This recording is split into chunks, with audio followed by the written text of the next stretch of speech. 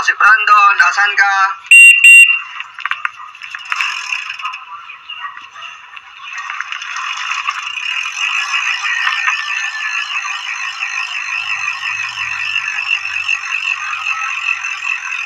Tara na, ito si Brandon, padyak na. Magandang araw po sa ating lahat. Muli may napapanood si No Boy.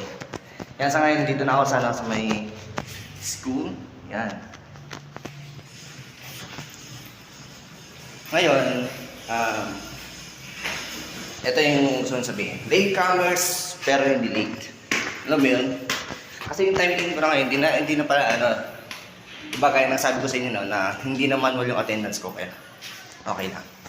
Ngayon, nasa online. So, okay pa rin kahit anong attendance ko. Yung nga lang, late comers lang ako pagpasok sa loob ng classroom. Karoon doon ulit sa attendance. Yan. Kaya naman, di ko lang alam kung marami na akong kaklase dito sa loob. Kaya may kita natin kung marami na akong kaklase. It's okay. Aba! Oh my gosh! Ang aga nila oh!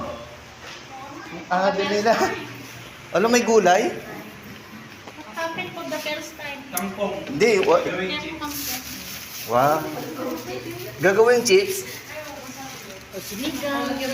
Yala! Suka ulit! So, kaya naman? Wali, samihasan tayo. Nagpipidali. Ano pa pala sa ilalim? Ang dami. Grabe oh, for the first time ko daw mali. Oo nga. Pero di nila alam na hindi po yung first time. Bakit? Kasi kahapon po ano eh, Late ka rin? late din akong dumating, pero hindi late sa akin. Oo. Eh ngayon lang. Ngayon tagpas.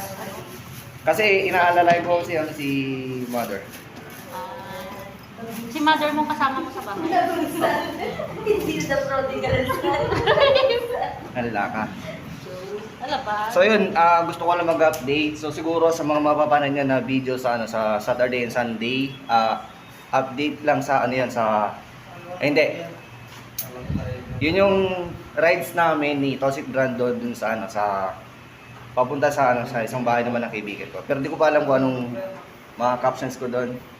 Basta yun lang muna. Kasi nakalimutan ko mag-update sa inyo nung Monday. Kaya yun.